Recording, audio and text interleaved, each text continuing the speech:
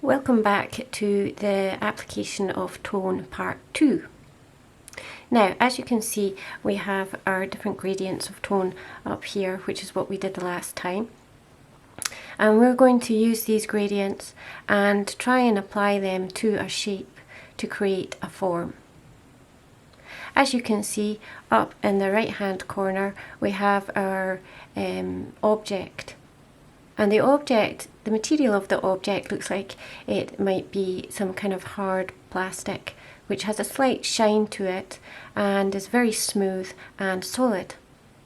Now, all of these elements matter because they react to the light in a specific way. So for example, if we look at this drawing down here, we have an arrow, which implies that the light is coming down and is reflected off of the hard surface of the object, and that is the direct light that is reflected. Now, we also have to consider what materials and what environment surrounds the object. For example, the object is sitting on a hard surface here. In the photograph it looks like a white, possibly a white tabletop.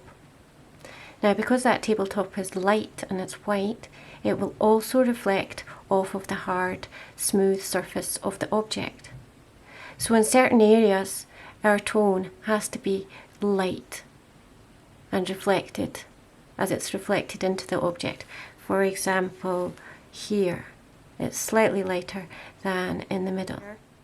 We've got some lighter areas where the white is reflected from the table onto the object. Now, we need to consider which tones match up to our table here. So as you can see, as the object is not facing the light, then we have the dark shadow which is cast, and that matches up with gradient number 8, one of the darker tones. Because the light is over here, it can't reach underneath the object, so this area here is also going to be gradient number 8, or tone number 8, and it's reflecting in the light here, so I'll just pick that up. So that's one of the darkest areas. So I've left it slightly lighter under here as well, and that's because I am trying to capture that reflection from the table onto the hard surface of the object. It's worth pointing out as well that you can estimate where the shadow is cast from that object if the light is over here by just drawing lines towards the light, around the object, or from the object in straight lines, and you can see where the shadow is cast. And as the light doesn't reach underneath the object, it's very, very dark here, and then gradually gets lighter as it fades away from the object. So we're going to try and take all of these elements and draw our own sphere, and I will try and create a simple step-by-step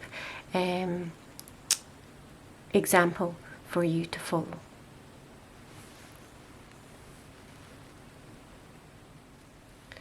We're going to start by drawing a circular shape, so a nice big round circular shape to give us lots of room to apply tone. So move your arm, your whole arm, from the shoulder, and as you can see, it doesn't work out first time round, so I'm going to just go over that. Sleeves catching. Yep.